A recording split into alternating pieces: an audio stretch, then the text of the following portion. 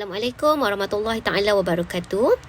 Sebelum ini kita telah mempelajari tentang sejarah pengumpulan Al-Quran dalam bab Ulumul Quran. Jadi hari ini kita akan sambung dalam tajuk seterusnya, iaitu sejarah penulisan Al-Quran. Anak-anak boleh merujuk buku panduan KKQ muka surat 144 sehingga muka surat 150. Untuk yang pertama, mari kita lihat sejarah penulisan Al-Quran pada zaman Rasulullah sallallahu alaihi wasallam. Penulisan Al-Quran ni bermula daripada zaman Rasulullah sallallahu alaihi wasallam sendiri, yang mana Rasulullah sallallahu alaihi wasallam melantik juru tulis Al-Quran, dan Rasulullah mengarah sahabat-sahabat ni mencatat setiap kali diturunkan wahyu. Jadi setiap kali wahyu turun, ada sahabat yang diarahkan untuk mencatat. Dan penulisan Al-Quran ni pada waktu itu ditulis pada pelepah tamar, kepingan-kepingan batu, tulang-tulang dan sebagainya.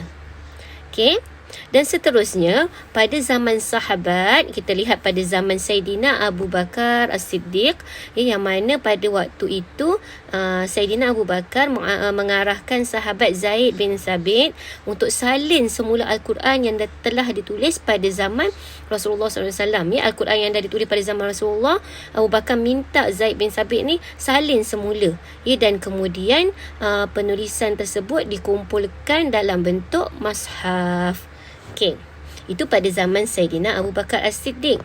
Kita lihat pada zaman Sayyidina Uthman bin Affan.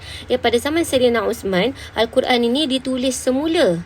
Kenapa? Kerana terdapat perbezaan bacaan di kalangan umat Islam yang semakin berkembang. Jadi Sayyidina Uthman membentuk jawatan kuasa penulisan Al-Quran, yang mana ketuanya ialah Zaid bin Sabit Al-Ansari itu sendiri. Zaid bin Sabit ni lah yang mula menulis pada zaman Sayyidina Abu Bakar. Jadi dilantik sebagai ketua jawatan kuasa ini. Jawatan kuasa ini dia menyalin semula ayat Quran daripada lembaran mushaf dan dijadikan satu mushaf.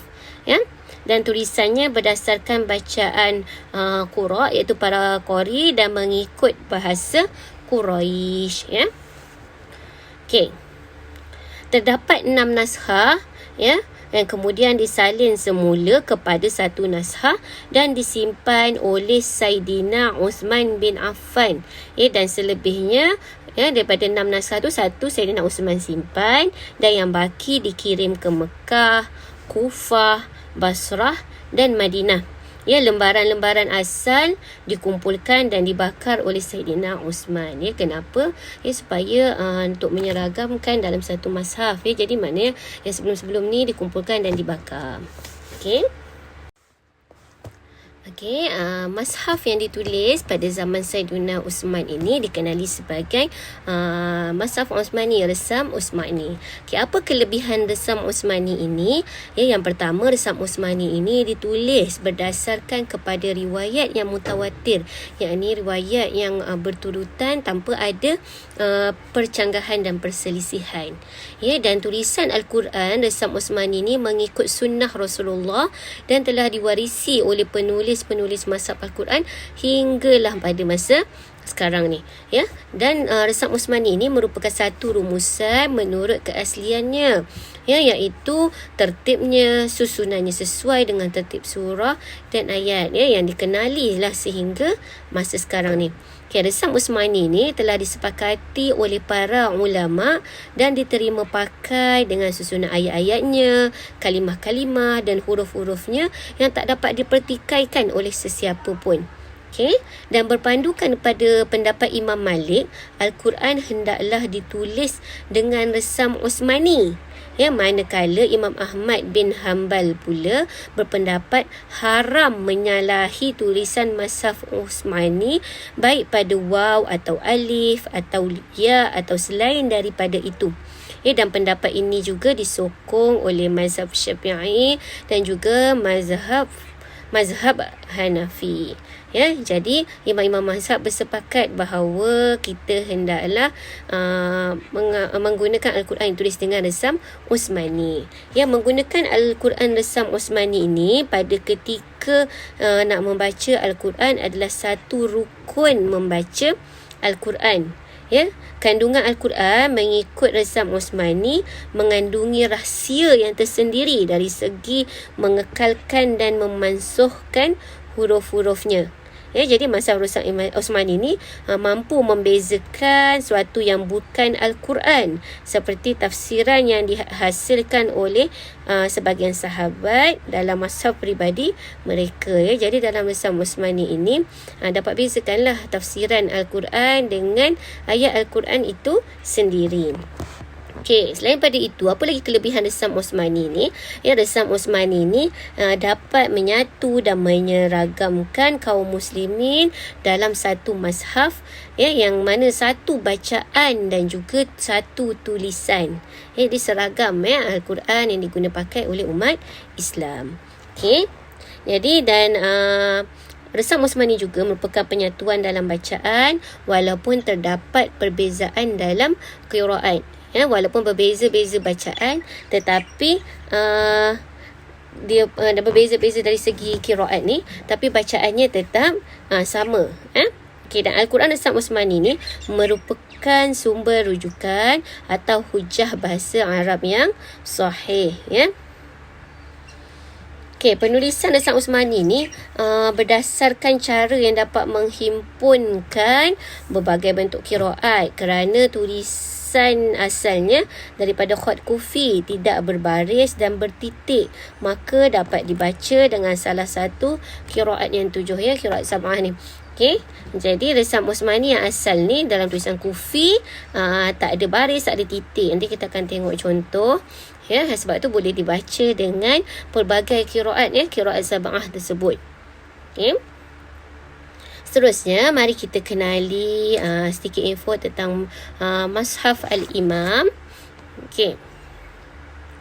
Mashaf Al-Imam ini adalah sebuah naskah yang disusun pada zaman Saidina Uthman bin Affan, ya, yang mana ketuanya ialah Zaid bin Sabit Al-Ansari pada waktu itu bersama dengan jawatankuasa lain iaitu Abdullah bin Az-Zubair, Sa'ad bin Al-As, Abdul Rahman bin Al-Haris. Ya, mashaf ini dikemaskini daripada mashaf pada zaman Saidina Abu Bakar. Ya, macam yang kita tengok zaman Abu Bakar memang Zaid bin Sabit telah dilantik, dan kemudian pada zaman Saidina Uthman dikemaskini. Ya, inilah yang dipanggil Mashaf Al-Imam ni.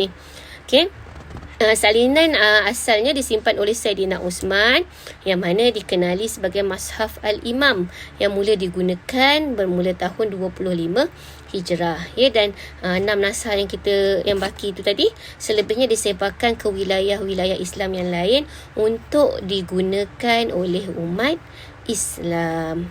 Okey, yang pada Saidina Uthman tu kita panggil sebagai Mashaf Al-Imam.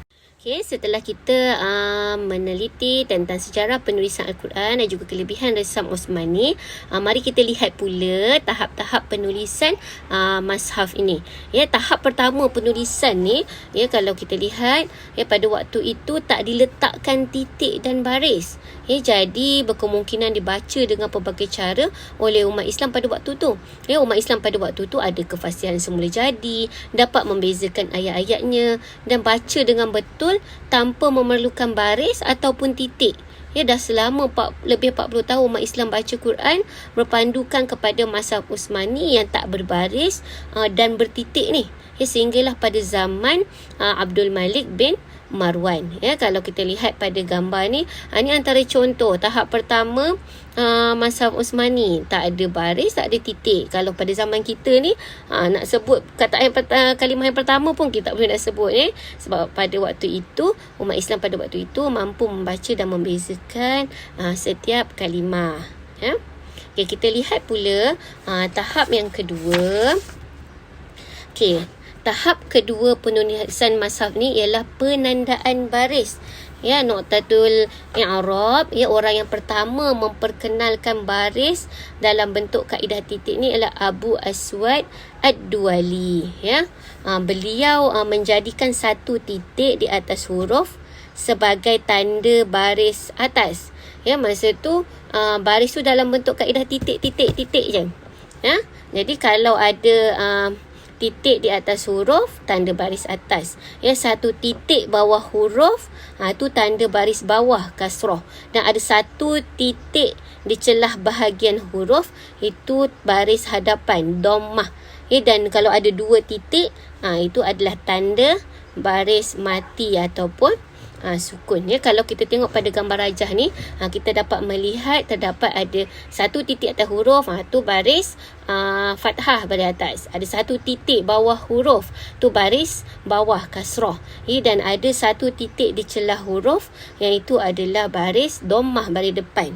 Dan ada dua titik tu adalah sukun, ya, baris mati. Ya, yang ini pun tahap kedua ni, kalau pada zaman kita ni pun kita masih tak mampu nak membacanya. Nanti kita akan tengok tahap yang seterusnya.